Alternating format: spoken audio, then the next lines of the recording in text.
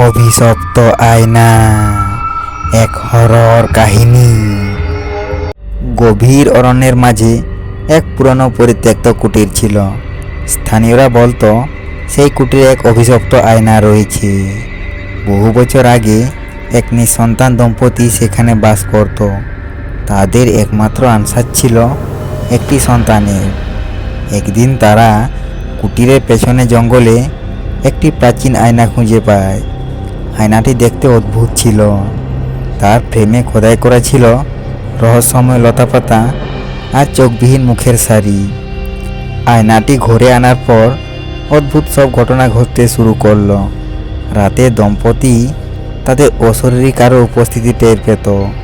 ঠান্ডা বাতাস বইত আর ঘরের জিনিসপত্র আপনা আপনি নড়াচড়া করত। কিছুদিন পর তাদের একটি পুত্র সন্তান জন্মালো, কিন্তু ছেলেটি ছিল অস্বাভাবিক। তার চোখ ছিল অস্বাভাবিক রকমের বড় আর দৃষ্টিতে সর্বদা একটা শূন্যতা খেলা করত। ছেলেটি বড় হওয়ার সাথে সাথে কুটিরের পরিবেশ আরও ভয়াবহ হতে লাগলো।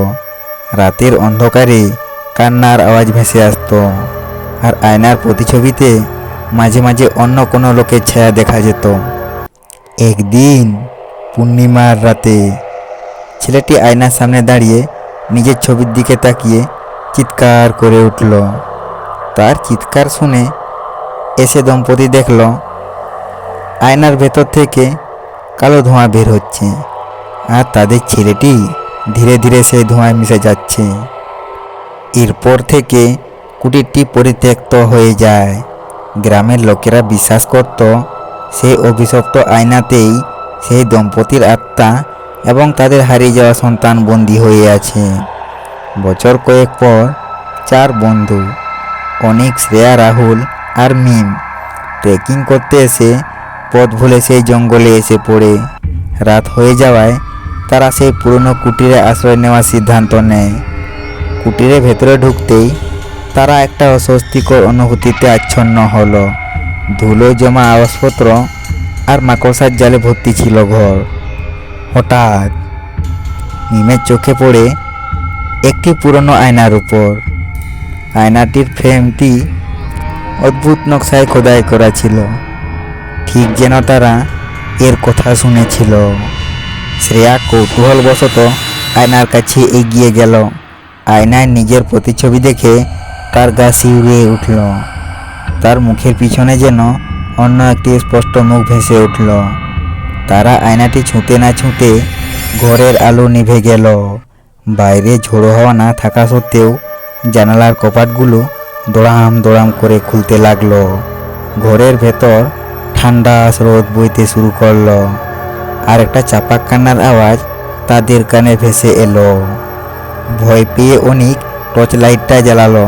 টর্চের আলোয় তারা দেখলো আয়নার প্রতিচ্ছবিতে সেই চোখবিহীন মুখগুলো যেন নড়াচড়া করছে। রাহুল চিৎকার করে আয়নাটা ফেলে দিতে গেল, কিন্তু তার হাত যেন কেউ অদৃশ্যভাবে ধরে রেখেছে। হঠাৎ আয়নার ভেতর থেকে সেই কালো ধোঁয়া আবার বের হতে শুরু করলো। ধোঁয়া ধীরে ধীরে তাদের ঘিরে ধরল। তারা বুঝতে পারছিল সেই অভিশপ্ত আয়নার শক্তি তাদের টেনে নিচ্ছে। কোনো মতে ধোঁয়ার জাল ছেড়ে তারা কুটিরের বাইরে ছুটে এলো।